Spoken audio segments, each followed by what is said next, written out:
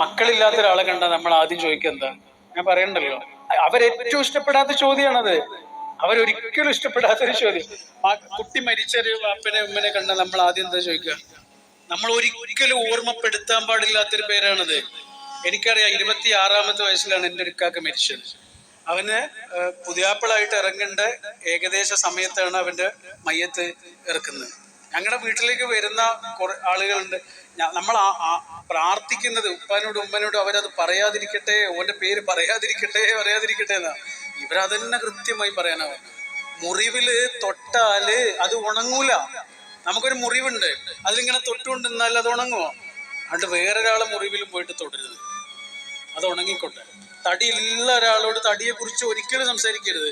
അവരൊരിക്കലും ആഗ്രഹിക്കാത്തൊരു കാര്യമാണത്. തടി ഇല്ലാത്ത ഒരാളോട് തടി ഇല്ലാത്ത കാര്യം സംസാരിക്കരുത്. വേറെ എന്തൊക്കെ പറയണ്ട ഈ ഭൂമിയിൽ? ഒന്നും പറയാനില്ലെങ്കിൽ മിണ്ടണ്ട.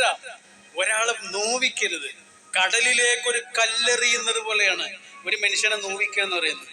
കടലിലേക്ക് കല്ലെറിയുക എന്നുള്ളത് ഈസി ആയിട്ടുള്ളൊരു കാര്യമാണ്. പക്ഷെ എത്ര ആഴങ്ങളിലേക്കാണ് അത് പോകുന്നതെന്നോ എത്ര കാലമാണ് അത് അവിടെ നിൽക്കുക എന്നോ നമുക്ക് സങ്കല്പിക്കാൻ പോലും കഴിയില്ല. കല്ലെറിഞ്ഞ നമ്മൾ അവിടെ നിന്ന് പോയി, നമ്മൾ വേറെ കല്ലെറിയാൻ പോയിട്ടുണ്ട്. കല്ലെറിഞ്ഞ കാര്യം പോലും നമ്മൾ മറന്നിട്ടുണ്ടാവും. പക്ഷെ ആ കല്ലവിടെ കിടക്കും. കടലിലേക്ക് കല്ലെറിയുന്നത് പോലെയാണ് മനുഷ്യനെ വേദനിപ്പിക്കുന്നത്. ആ കല്ലവിടെ കിടക്കും. അതുകൊണ്ട് എന്ത് പറയരുത് എന്നാണ് ഏറ്റവും കൂടുതൽ ചിന്തിക്കേണ്ടത്. എന്തൊക്കെ പറയാന്നുള്ളതല്ല.